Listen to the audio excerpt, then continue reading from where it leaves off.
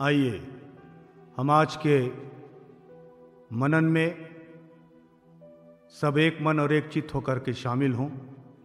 आइए हम परमेश्वर को धन्यवाद देंगे।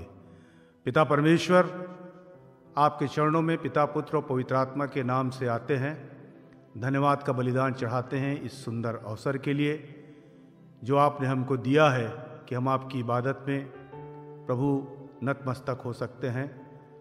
पिता परमेश्वर, हर एक को आप अपने पंखों की आड़ में रखते हैं, इस बात के लिए धन्यवाद देते हुए दुआ प्रभु यीशु मसीह के नाम से मांगते हैं, सुनिए, ग्रहण कीजिए।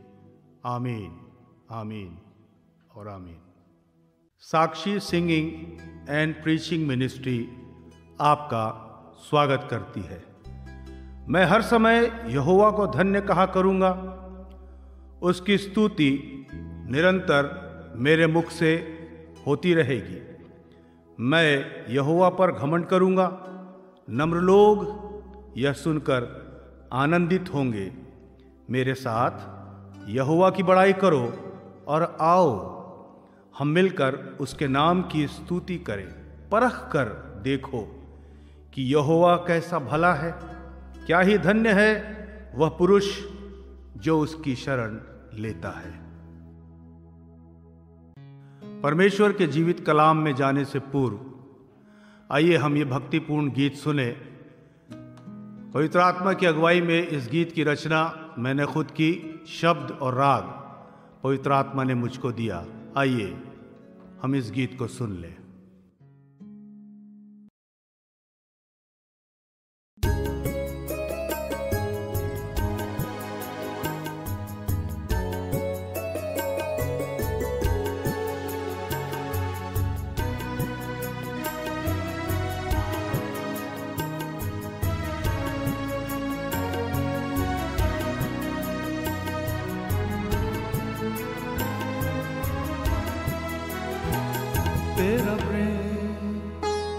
तेरा प्रेम गीतों में पिरोकर जीवन भर गाते रहे। तेरा प्रेम गीतों में पिरोकर जीवन भर गाते रहे। इतनी शक्ति भक्ति दे दो हमें, इतनी शक्ति भक्ति दे दो हमें, दुनिया को सुनाते रहे। तेरा प्रेम गीतों में पिरोकर जीवन भर गाते रहे।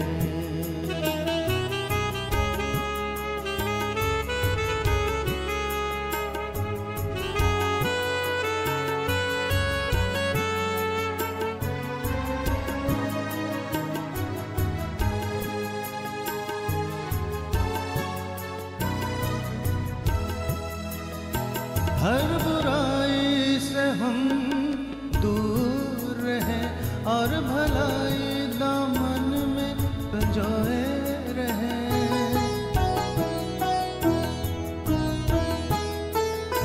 हर बुराई से हम दूर रहें और भलाई दामन में संजोए रहें। यीशु तेरे आंचल यीशु तेरे आंचल के तले एक दूजे का प्रेम आते रहे। तेरा प्रेम गीतों में पिरोकर जीवन भर गाते रहे।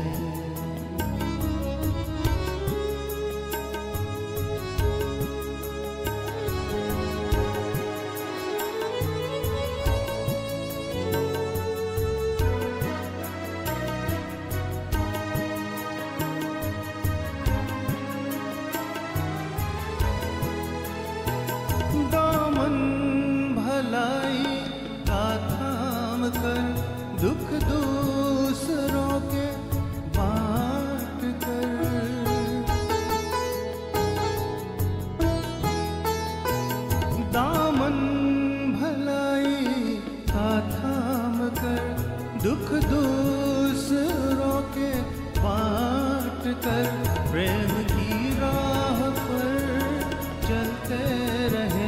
प्रेम की राह पर चलते रहे, तेरे गीतों को हम गाते रहे। तेरा प्रेम गीतों में पिरोकर जीवन भर गाते रहे।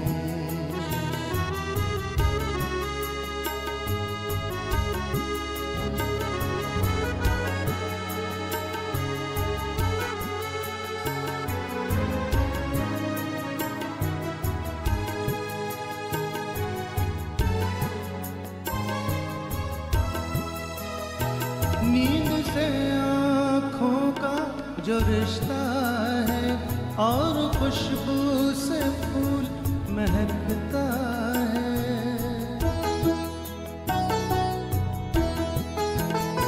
नींद से आँखों का जो रिश्ता है और खुशबू से फूल महकता है। प्रेम की पुरवाई में बहते हुए, प्रेम की पुरवाई में बहते हुए, तेरे प्रेम से हम महकते रहे। तेरा प्रेम गीतों में पिरोकर जीवन भर गाते रहे। तेरा प्रेम गीतों में पिरोकर जीवन भर गाते रहे। इतनी शक्ति भक्ति दे दो हमें, इतनी शक्ति भक्ति दे दो हमें, दुनिया को सुनाते रहे। तेरा प्रेम गीतों में पिरोकर जीवन भर गाते रहे। तेरा प्रेम गीतों में पिरोकर जीवन भर गाते रहे। तेरा प्रेम गीतों में पिरोकर जीवन भर गाते रहे।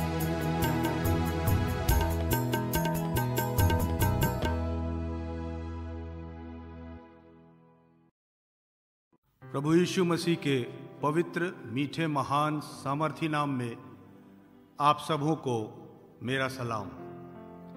मेरे प्रियो, ये शब्द मेरे नहीं हैं, परंतु ये शब्द हम सब के उद्धारकर्ता प्रभु यीशु मसीह के हैं।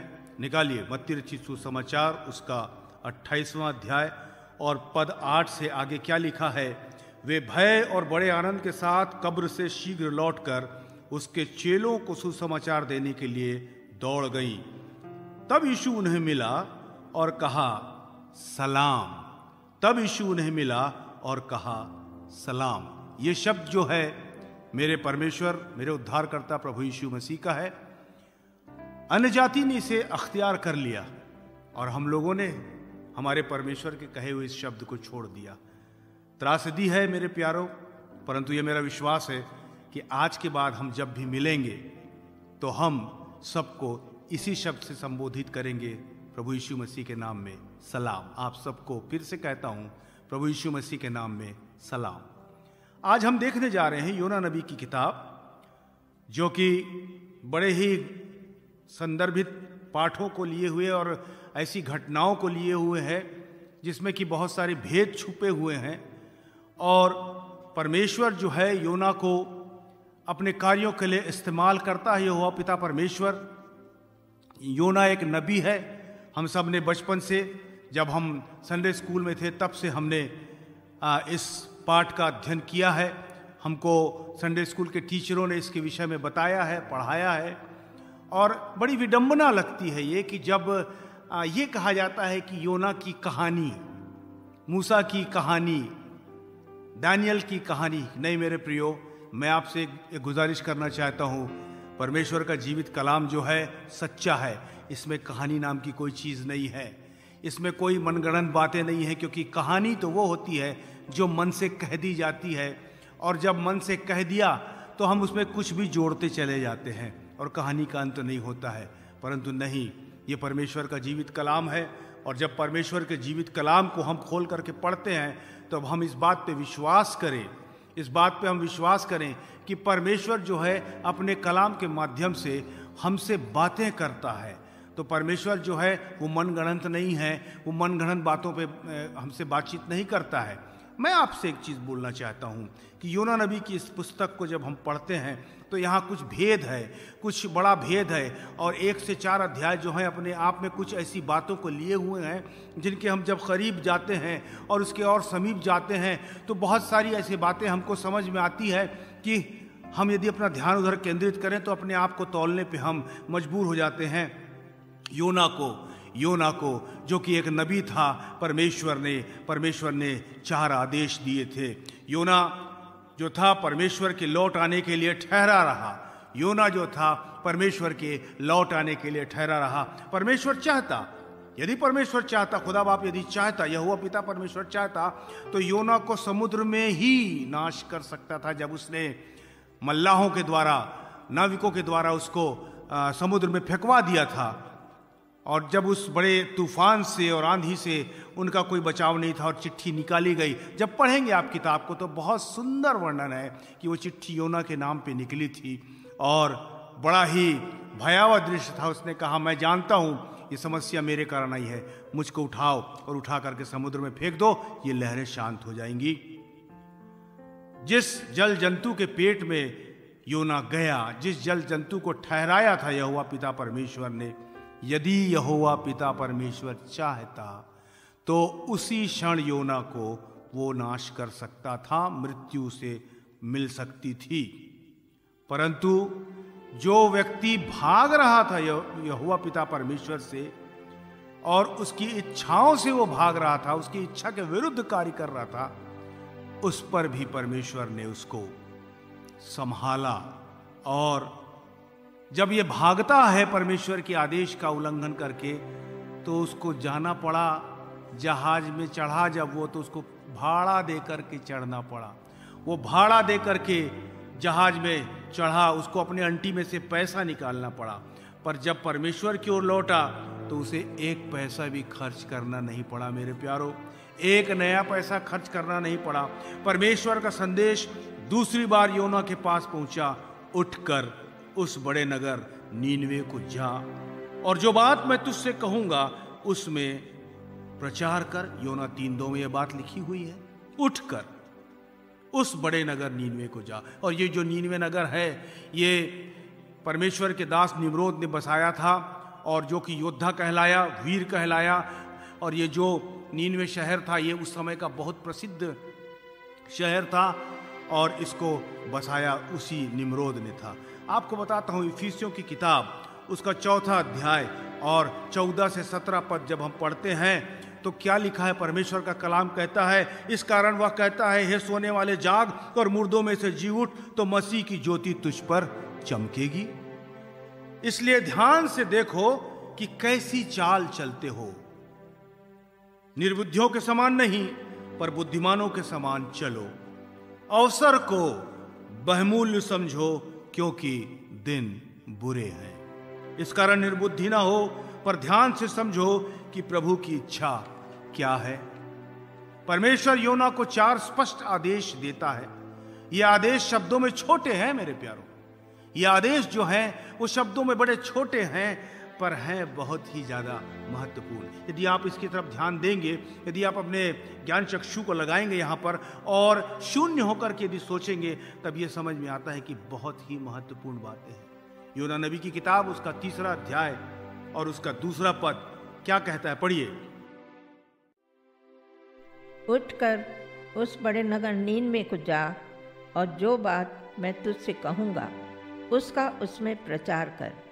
तब योना यहोवा के वचन के अनुसार नीनवे को गया।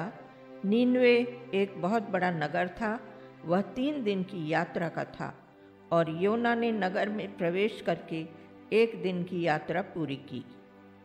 योना को उठना था, जाना था, उसे उस बड़े नगर नीनवे को जाना था जिसकी मैंने अभी आपसे चर्चा की। वहां परमेश्वर के वचन का प्रचार करना था। आदेश था परमेश्वर का कि योना उठ, और उठ करके उस नगर, उस बड़े नगर को जा। पहला आदेश बड़े ध्यान देने का विषय है। पहला आदेश था उठ। योना ने परमेश्वर की आज्ञा पहले भी पाई थी, उठकर उस बड़े नगर नीनवे को जा। योना 1:2 में लिखा हुआ है, उठकर उस बड़े नगर नीनवे को जा। परंतु हम देखते हैं कि योना आज्ञा का उल्लंघन कर वहां से दूसरी ओर भाग चला। उल्लंघन कर दिया उसने परमेश्वर की आज्ञा का। अरे अपना मानुषिक दिमाग लगाया, अंटी में घर से पैसा रख के निकला था, कुछ रकम रख के निकला था, घर से निकल रहा होगा, घर वालों ने 2 रोटी बांध दी होंगी, अंजीर की कुछ पुड़िया, कुछ टिकिया बांध दी होंगी, खाने के लिए कुछ दे दिया होगा और रखा उसने अपने झोले में। पहुंच गया, जाकर के बंदरगाह में खड़ा हुआ, देखा जहाज जाने वाला है, एक जहाज खड़ा है, चलूं तो जरा देखूं उसकी तरफ कि वो क्या कहता है। और वहां जाकर के जब उसने पूछा तो उसको यही कहा गया होगा, पैसा दोगे तब तुमको जहाज में बैठने मिलेगा। और योना जो परमेश्वर की आज्ञा का उल्लंघन करके भागा चला जा रहा था, उसने अंटी में से पैसा निकाला और चढ़ गया जहाज पर। योना 1:3 में लिखा हुआ है, परंतु योना यहोवा के सन्मुख से तर्शीश को भाग जाने के लिए उठा और यापो नगर को जाकर तर्शीश जाने वाला एक जहाज पाया और भाड़ा देकर उस पर चढ़ गया कि उसके साथ यहोवा के सन्मुख से तर्शीश को चला जाए। कैसी योजना, मानुषिक योजना। कई बार हम भी ऐसी करते हैं अपने जीवन में, सोचते हैं कोई अपराध करते चले जाओ, अंधेरा तो है, कोई देखने वाला नहीं। मैं आपको एक बात बताऊं, हर बुरी बात जो है वो उपजती अंधकार में से ही है। और अंधकार का शासक अर्थात शैतान जो है वो मनुष्य के हृदय को उकेरता है, उभारता है। अरे कोई नहीं है यहां तो देखने वाला, करे जाओ तुम तो कुछ भी अपराध के कार्य। मेरे प्यारो, परमेश्वर ने योना को अवसर दिया और दोबारा उसको जब अवसर दिया तो उसने फिर इसी शब्द का इस्तेमाल किया। इस बीच में जब हम देखते हैं कि योना कैसा भागता चला गया, नाविकों को कैसा आंधी और पानी का सामना करना पड़ा, जहाज डूबने की स्थिति में आ गया। जब आप पढ़ेंगे विस्तार से इस किताब को, तब आपको सारा उल्लेख मिलता चला जाएगा। यहाँ तक होने लगा कि नाविकों ने अपने सामान को क्योंकि मालवाहक जहाज था, अपने सामान को निकाल करके फेंकना शुरू कर दिया कि जहाज शायद हल्का हो जाए। योना तो बड़े आराम से निचले स्थान पे जाकर के, नीचे के स्थान पे जाकर के सो रहा था। उसको कोई लेना देना नहीं था, उसको कोई मतलब नहीं था क्या हुआ चला जाता है।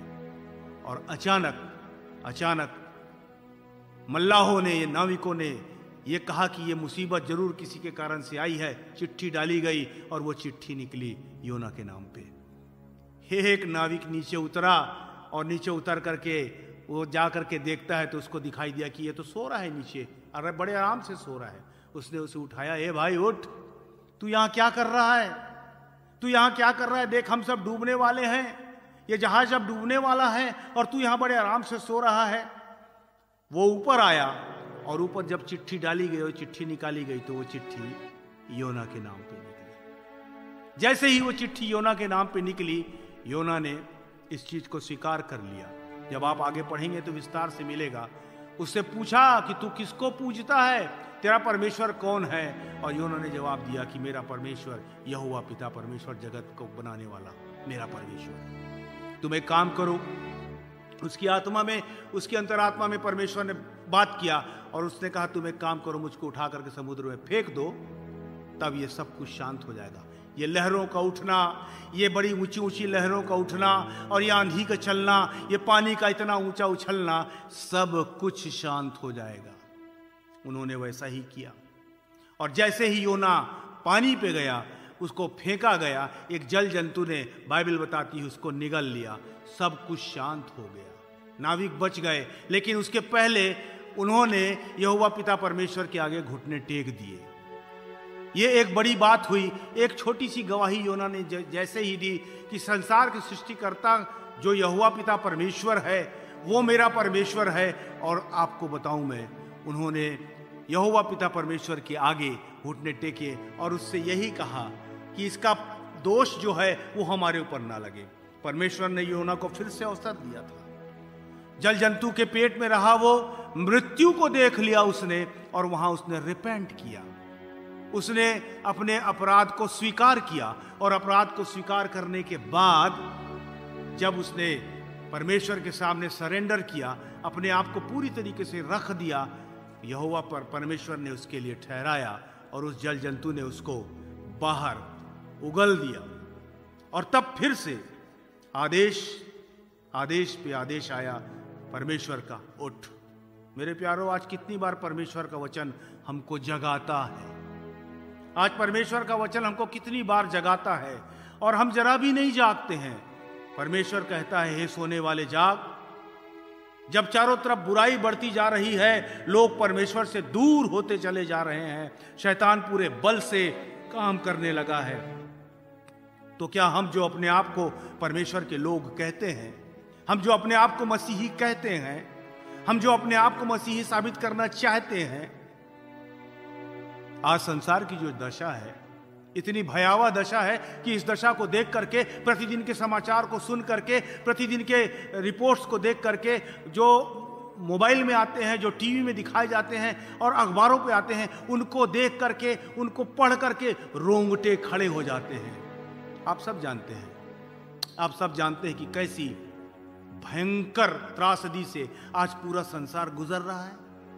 प्रतिदिन जब हमारी आंख खुलती है, हम अपनी मरण शैया में से जब उठते हैं, सोते समय यही ख्याल होता है कि क्या मालूम कल सुबह की रोशनी देख पाएंगे कि नहीं देख पाएंगे, क्या मालूम हमारे नाते रिश्तेदार कल सुबह की रोशनी देख पाएंगे कि नहीं देख पाएंगे। और परमेश्वर जो है वो हमको संभालने वाला परमेश्वर है, हमारी मदद करने वाला परमेश्वर है। ऐसे समय में भी जबकि आज पूरे संसार में मृत्यु का तांडव नृत्य हो रहा है, थर्राए हुए हैं लोग, घबराए हुए हैं लोग, देश के देश उजड़ते चले जा रहे हैं, मेरे प्यारो, परमेश्वर का ये वचन सिद्ध होता चला जा रहा है।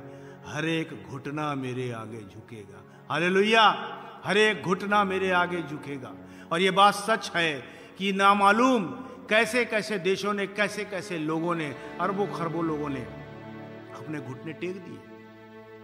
क्षण भर के अंदर एक चुटकी बजाते ही ये घुटने झुकते चले जा रहे हैं। और ये बात सच है, मेरे परमेश्वर के वचन की लिखी हुई ये बात सच है कि हर एक आंख उसे देखेगी बादलों पे आते हुए, हर एक आंख उसे देखेगी बादलों पे आते हुए, हर घुटना झुकेगा ही प्रभु यीशु मसीह के नाम से। यह होना निश्चित है, क्योंकि ये बात मानव निर्मित नहीं है, ये तो परमेश्वर ने स्वयं कही है। दूसरा आदेश था, पहला आदेश हमने पढ़ा जो कि योना को मिला था, उठ। दूसरा आदेश था जा। दूसरा आदेश जो था वो था जा, जिसका अर्थ है तू जिस जगह पे है वहां से उठ और उठकर तू जा। छोड़ना है हमको, हम जिस स्थान पे हैं, जिस परिस्थिति में हैं, जिस जगह में हम बने हुए हैं, उसको छोड़ना है। किसी प्रकार का चुनाव की कोई आशा नहीं है मेरे प्यारों। आपको एक बात बताता हूं मैं, हम जब देखते हैं प्रचारकों को, मसीही प्रचारकों को या अन्य लोगों को, कलाकारों को देखते हैं, कला के क्षेत्र से जुड़ा हुआ हूँ, म्यूजिशियन हूँ, और इसलिए बहुत सारी ऐसी बातें सामने आई मेरे जीवन में। मैंने अक्सर देखा कि जब किसी को बुलाया गया कि आप फलाने गांव में चलिए, वहाँ प्रचार करना है, प्रसार करना है, परमेश्वर के नाम का प्रचार करना है, उन्होंने बोला भैया वहाँ सही व्यवस्था है कि नहीं है, वहाँ हमको खाना कैसा मिलेगा, नहाने के लिए कैसा स्थान होगा, सोने के लिए कैसा होगा, वहाँ कूलर होगा कि नहीं होगा। गांव जंगल के क्षेत्र में अन्य जाति भाई बहनों के बीच में जाकर के प्रचार करना है, कैसे नसीब होगा ये सब। अपनी इच्छा को पहले रख देते हैं। उठ, इस स्थान से उठ और उठ करके जा, ये आदेश है और हमको परमेश्वर के इस आदेश का पालन करना है हर क्षण हर पल। परमेश्वर ने कहा था पहले भी योना को, परंतु वो अपनी मर्जी से चला जा रहा था। हमको जागृत होना है, योना के समान जिद नहीं पकड़ना है, और हमको जागृत होना है परमेश्वर के जीवित कलाम को फैलाने के लिए, उसकी महिमा और स्तुति के गीतों को गाने के लिए हमको जागृत होना है। कलीसियाओं के उद्धार के लिए, कलीसियाओं के उत्थान के लिए, कलीसियाओं के और फैलाव के लिए शहर को छोड़ करके और जा करके जंगल झाड़ियों में और ऐसे रूरल एरिया में जा करके हमको परमेश्वर के नाम का प्रचार प्रसार करना है, अन्य जातियों के बीच में जा करके, क्योंकि कहा परमेश्वर ने आदेश दिया है, पूरे संसार में जाओ, मेरे नाम का प्रचार करो और आत्माओं को जीतने का कार्य करो। हालेलुया। और प्रभु ने कहा है, तुम जगत में जाकर सारी सृष्टि के लोगों को सुसमाचार का प्रचार करो। कहां है, कहां है, कहां है हम? कहां है हमारी भावनाएं? कहां है हमारे वो विचार? कहां है हमारे वो स्वप्न जिसको हम साकार करना चाहते हैं? इन आशाओं को लेकर के कि हम जिन जगहों पे जाएंगे वहां हमको हमारी सोच के अनुसार सारा प्रबंध मिलेगा, सारी फैसिलिटीज मिलेंगी। इन आशाओं को लेकर के, इन आशाओं को ताने बानों को बुनते हुए हम जाएंगे कि हम मोटर से नहीं जाएंगे, हम प्लेन से जाएंगे। धन्य है परमेश्वर के लोगों, ऐसे लोग धन्य हैं जिन्होंने कभी सोचा ही नहीं इन सब सारी बातों के विषय में और चल पड़े हाथ में एक झोला लटकाए हुए। तू चिंता मत करना कि तू क्या खाएगा, क्या पहनेगा, क्या पिएगा, क्योंकि मैं यहोवा हूं, तेरी सुधि लेने वाला परमेश्वर। अरे जब वो कौओं की सुधि लेता है, गौरैया चिड़िया की सुधि लेता है, घास की सुधि लेता है, तो मैं और आप तो उसके स्वरूप में उसने बनाया है हमको और बना करके इस संसार में भेजा है। मेरे प्यारो, कैसी अजीब बात लगती है कि मनुष्य जो है वो सोचता ही नहीं है इस तरफ। प्रचारक प्रसारक कलीसियाओं के बीच में ही, शहर की कलीसियाओं के बीच में ही रह करके प्रचार प्रसार करना चाहते हैं। देखिए, ये बड़ी चुभने वाली बात है, लेकिन मैं आपको बताऊं, कभी पांव निकाल के तो देखिए आप, कभी कोशिश करके तो देखिए आप, उन गरीब लोगों के बीच में जाकर के, उन सताए हुए लोगों के बीच में जाकर के, उन झाड़ी जंगलों में रहने वाले लोगों के बीच में जाकर के, अन्य जातियों के बीच में जाकर के वहां परमेश्वर के प्रचार को करके तो देखिए। वो आनंद मिलेगा मेरे प्रियो, वो आनंद मिलेगा जिसकी मैं बयान नहीं कर सकता। और तुम, और परमेश्वर का वचन कहता है कि तुम जगत में जाकर सारी सृष्टि के लोगों को सुसमाचार का प्रचार करो। सारी सृष्टि के लोगों को, शहर में बस बंधे मत रहना मेरे प्यारे भाइयों। और पौलुस इसी संबंध में कहता है, और प्रचारक बिना क्यों कर सुने, और यदि भेजे ना जाए तो क्यों कर प्रचार करें। और लिखा है कि उनके पांव क्या ही सुहावने हैं, उनके पांव क्या ही सुहावने हैं जो अच्छी बातों का सुसमाचार सुनाते हैं। हालेलुया। जो अच्छी बातों का सुसमाचार सुनाते हैं। अभी भी करोड़ों लोग हैं मेरे प्यारों जिन्होंने एक बार भी प्रभु यीशु मसीह का नाम तक नहीं सुना है। तो क्या मैं और आप अपने घर में बैठे रहें? क्या हम इसी प्रकार खामोश रहें? नहीं, ऐसा हमें कदापि नहीं करना है। तीसरा आदेश था, उस बड़े नगर नीनवे में जा। योना 3:2 उसका पहला जो पार्ट 1 है, वहां लिखा हुआ है, उस बड़े नगर नीनवे में जा। परमेश्वर ने योना को फिर आदेश दिया, जो पहले दिया था उसके प्रचार करने का क्षेत्र और स्थान नहीं बदला। यहोवा पिता परमेश्वर ने, परमेश्वर जानता है कि आपको कहां जाना है, उसको मालूम है कि आपको कहां भेजना है। वह कभी कभी हमें कहीं जाने से रोकता भी है और कभी हमारे ना चाहने पे भी हमको ले जाना चाहता है, प्रेरणा देता है, प्रेरणा उत्पन्न करता है हमारे अंदर में, हम कहां जाएं और कहां ना जाएं। सो क्या हम वहां जाने के लिए तैयार हैं जहां प्रभु हमको भेजना चाहते हैं? मेरे प्रियो, क्या हम सब तैयार हैं इस बात के लिए जहां परमेश्वर, यहोवा पिता परमेश्वर हमको भेजना चाहता है? बड़ा मुश्किल है। योना ये पाठ बहुत मुश्किल से सीख पाया। चौथा आदेश था, जो बात मैं तुझसे कहूंगा उसको प्रचार करना। योना 3:2 उसका पार्ट बी में लिखा हुआ है, जो बात मैं तुझसे कहूंगा उसको प्रचार करना। योना अपने मन से कुछ नहीं। योना को अपनी बात नहीं सुनानी थी। नीनवे में जाकर योना को अपनी बुद्धि का प्रयोग नहीं करना था। योना को नीनवे में जाके अनर्गणर बात नहीं करना था, परंतु परमेश्वर के वचन का प्रचार करना था। जब हम देखते हैं कि योना ने क्या प्रचार किया, हम इस बात को परमेश्वर के कलाम से देखें बड़ी बारीकी से, तो बड़ा आश्चर्य होगा कि योना ने जो प्रचार किया परमेश्वर के आदेश के अनुसार, वो केवल 11 शब्द थे। केवल 11 शब्दों का प्रचार उसको करना था, सिर्फ 11 शब्द उसको बोलना था। अब से 40 दिन के बीतने पर नीनवे उलट दिया जाएगा। अब से 40 दिन के बीतने पर नीनवे उलट दिया जाएगा। बस इसके आगे पीछे कुछ भी प्रचार नहीं करना था। और योना 3:4 में लिखा है, योना ने नगर में प्रवेश करके 1 दिन की यात्रा पूरी की और यह प्रचार करता गया, अब से 40 दिन के बीतने पर नीनवे उलट दिया जाएगा। अब से 40 दिन के बीतने पे नीनवे शहर उलट दिया जाएगा। इस छोटे से संदेश का ऐसा प्रभाव हुआ कि पूरे नीनवे नगर के लोगों ने, वहां के राजा ने अपने आप को प्रभु यीशु मसीह यहोवा पिता परमेश्वर के चरणों में समर्पित कर दिया, टाट ओढ़ लिया। क्या मनुष्य, क्या जानवर उपवास की प्रार्थना की। देयर रिपेंट देयर सेल्फ, उन्होंने पश्चाताप किया और जैसी आज्ञा यहोवा पिता परमेश्वर की थी उसकी आज्ञा के अनुसार उन्होंने कार्य किया और परमेश्वर के सन्मुख उन्होंने अपने आप को वो जैसे थे उसी स्थिति में रख दिया।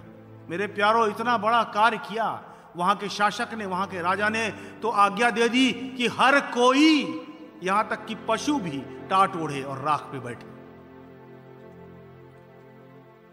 हमको सीखना है कि जो प्रचार करने हम जा रहे हैं उसका प्रभाव आखिर पड़ता क्या है। यदि हम मानुषिक विचारों से प्रचार करते हैं तो उसका क्या प्रभाव पड़ता है, परंतु यदि परमेश्वर की इच्छा के अनुसार उसके पवित्र आत्मा की अगुवाई में होकर के प्रभु यीशु मसीह के नाम से जाकर के यदि हम प्रचार करते हैं तो उसका क्या प्रभाव पड़ता है। मेरे प्यारों, आज भी लंगड़े चलते हैं, गूंगे बोलते हैं, मिर्गी ग्रस्त लोगों की मिर्गियां ठीक होती हैं, निसंतान को संतान प्राप्ति होती है, भयंकर से भयंकर रोग ठीक होते हैं। आज भी जो प्रभु यीशु मसीह के ऊपर विश्वास करते हैं उनके जीवन में सब कुछ, यदि तेरे अंदर राई के दाने के बराबर विश्वास हो तो तू कह इस पहाड़ से वो हट जाएगा, ये मुसीबत का पहाड़ हट जाएगा। मेरे प्यारों, ये लाल समंदर जो हमारे सामने है वो हट जाएगा। मेरे प्यारों, ये कोरोना वायरस का जो कहर चल रहा है सारे संसार में, आज भी यदि हम परमेश्वर की इच्छा के अनुसार चलते हैं, उच्च श्रृंखल हो गया मनुष्य, ऐसी ऊंचाइयों पे जाने लगा कि मैं तो अब चांद पे रहूंगा। मनुष्य, अरे मानव, तूने तो मानवता की सारी सीमाओं को लांघ दिया। टिकट बुक करा ली चांद पे रहने की लोगों ने, धनाढ्य लोगों ने। मंगल ग्रह में नई दुनिया बसाऊंगा, चांद पे नई दुनिया बसाऊंगा। परमेश्वर के तुल्य, परमेश्वर के ठहराए हुए स्थान को छोड़ करके तुम अपने लिए स्थान बनाओगे। ऐ मानव, तू है ही क्या? तेरी बिसात क्या है? मनुष्य, तूने अपने विचारों को यहां तक नीचे गिरा दिया कि तू परमेश्वर के समतुल्य होना चाहता है। नहीं मेरे प्यारो, मैं आपको बता रहा हूं, योना का जो निजी अनुभव था उसकी कसौटी पर वो संदेश लोगों के पास पहुंचा और लोगों ने परमेश्वर को ठट्ठों में नहीं उड़ाया, बड़े ही गंभीर हो गए और सतर्कता के साथ में उन्होंने पालन किया। उन्होंने जाना कि यह शहर जो है पूरा उलट दिया जाएगा और इसलिए परमेश्वर के दंड से वो लोग बच गए। परंतु एक बात यहां पर जो आती है सामने, वो बड़ी ही भेद लिए हुए है। जब योना की किताब के 4 अध्याय को जब हम पढ़ते हैं और यह बात योना को बहुत ही बुरी लगी और उसका क्रोध भड़का। योना को परमेश्वर की योजना जो थी उससे बड़ा ही उसका क्रोध भड़क गया। उसने यहोवा से यह कहकर प्रार्थना की, है यहोवा, जब मैं अपने देश में था तब क्या मैं यही बात न कहता था? इस कारण मैंने तेरी आज्ञा सुनते ही तर्शीश को भाग जाने के लिए फुर्ती की, क्योंकि मैं जानता था कि तू अनुग्रहकारी और दयालु परमेश्वर है और विलंब से कोप करने वाला, करुणा निधान और दुख देने से प्रसन्न नहीं होता। हालेलुया। इसलिए तो मैं भाग रहा था, इसलिए क्योंकि मैं जानता था कि तेरे अंदर ये जो गुण हैं ये किसी और में नहीं पाए जाते हैं। और इसलिए अब हे यहोवा मेरा प्राण ले ले, तू मेरा प्राण ले ले। मैंने जीना नहीं चाहता, क्योंकि मैं नहीं चाहता हूं कि ये लोग बचाए जाएं, लेकिन तूने तो पूरी की पूरी योजना को ही विफल कर दिया। और तब आगे जब हम पढ़ते हैं तो लिखा हुआ है, तब यहोवा परमेश्वर ने एक रेड़ का पेड़ उगाकर ऐसा बढ़ाया कि योना के सिर पर छाया हुई। 6वां पद पढ़ रहा हूं 4-6, जिसे उसका दुख दूर हो जाए। योना उस रेड़ के पेड़ के कारण बहुत ही आनंदित हुआ। सवेरे जब पौ फटने लगी तब परमेश्वर ने एक कीड़े को भेजा जिसने रेड़ का पेड़ काट दिया कि वह सूख गया। ऐसा काटा उस कीड़े ने उस पेड़ को जिससे छाया हो रही थी। झोपड़ी बना के बैठ गया था योना देखने के लिए कि अब उल्टा जाएगा नीनवे, अब उल्टा जाएगा, अब बर्बादी होगी, अब तबाही होगी। और परमेश्वर ने उसके उस तपिश से झुलसते हुए शरीर को बचाने के लिए एक पेड़ को उगा दिया था रातों रात, और वो उसको छाया देने लगा। सुबह परमेश्वर ने एक कीड़े को भेजा, उस कीड़े ने आकर के उसको पेड़ को ऐसा काटा कि वो पेड़ सूख गया। और धूप जो थी वो योना के सिर पर ऐसी लगी कि वह मूर्छित होने लगा। और उसने यह कहकर मृत्यु मांगी, मेरे लिए जीवित रहने से मरना ही अच्छा है। परमेश्वर ने योना से कहा, तेरा क्रोध जो रेड़ के पेड़ के कारण भड़का है, क्या यह उचित है योना? क्यों योना, क्या यह उचित है? उस पेड़ के कारण से भड़का है तेरा क्रोध?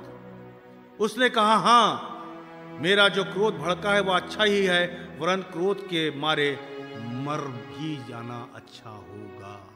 मृत्यु दे दे मुझको, मृत्यु दे दे। मृत्यु की मांग की योना ने। तब यहोवा ने कहा, बड़े ध्यान से सुनिएगा, तब यहोवा परमेश्वर ने कहा, जिस रेड़ के पेड़ के लिए तूने कुछ परिश्रम नहीं किया, न उसको बढ़ाया, जो एक ही रात में हुआ और एक ही रात में नष्ट हुआ, उस पर तूने तरस खाई है। फिर यह बड़ा नगर नीनवे, बेटा योना सुन, फिर ये बड़ा नगर नीनवे, जिसमें 1,20,000 से अधिक मनुष्य रहते हैं, जो अपने दाहिने बाएं का भेद भी नहीं जानते, और बहुत ही घरेलू पशुओं भी उसमें रहते हैं, तो क्या मैं उन पे तरस ना खाऊं? हालेलुया! क्या मैं उन पे तरस ना खाऊं?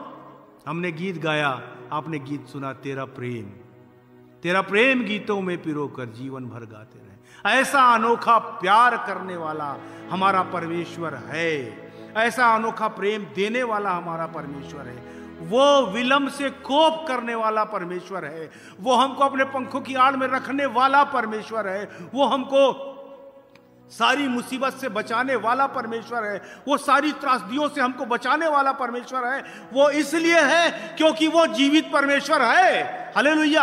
हम इस बात को जाने कि हम जीवित परमेश्वर को पूजते हैं, हम उसकी आराधना स्तुति करते हैं, कोई काठ और मूर्ति की नहीं करते। और इस जीवित परमेश्वर के आगे जब हम अपने घुटनों को टेकते हैं, अपने हाथों को जोड़ते हैं और निवेदन करते हैं, हे प्रभु तू मेरी प्रार्थना को सुन, हे प्रभु तू मेरी इल्तिजा को सुन, तू मुझको संकट के ये जो बादल मेरे चारों ओर छाए हुए हैं इससे मुझको बचा। आज मेरे प्यारों, आज की जो स्थिति है पूरे संसार की, क्यों ना हम लोग भी उस नीनवे के वासियों के समान, हाँ मेरे प्यारों, उपवास रख करके, एक मन एक चित होकर के, क्यों ना हम यहोवा पिता परमेश्वर के आगे जाकर के गिड़गिड़ाएं कि मेरे परमेश्वर, ओ जगत के त्राता, तूने तो बनाया, इस संसार में भेजा है हम सबको बना करके। ये त्रासदी तूने नीनवे के 1,20,000 लोगों के लिए तरस खाया प्रभु जी। आज इस संसार के लिए, इस संसार की स्थिति के लिए हम नहीं जानते कि तेरी योजना जो है वो कब परिवर्तित हो जाएगी, पर हम यही प्रार्थना करते हैं प्रभु जी, हमारे विश्वास को और मजबूत करना, ताकि हम प्रभु यीशु मसीह के दोबारा आगमन के समय में उसके द्वारा जो परख की कसौटी है उस पे खरे उतरें और प्रभु के हम उसके साथ में अनंत काल के राज के वारिस हो जाएं।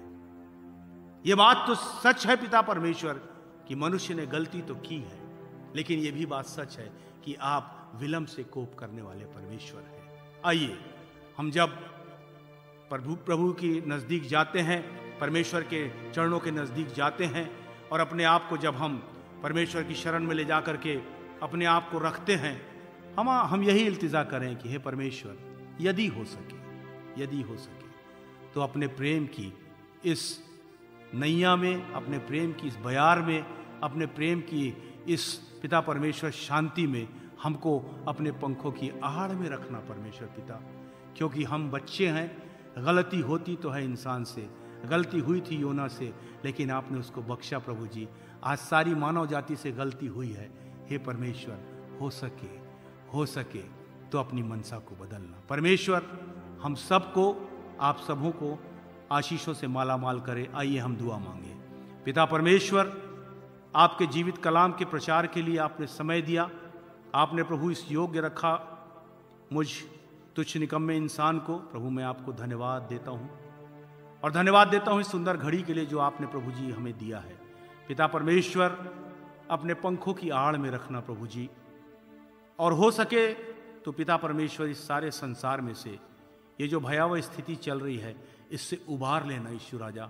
हमारी ये दुआ है प्यारे पिता परमेश्वर, अपनी दया को, अपने स्नेह को, अपने प्रेम को बरसाइए। हर बात में फिर भी हम अपनी नहीं परंतु आपकी इच्छा को ही चाहते हैं कि आपकी इच्छा पूरी होने पाए।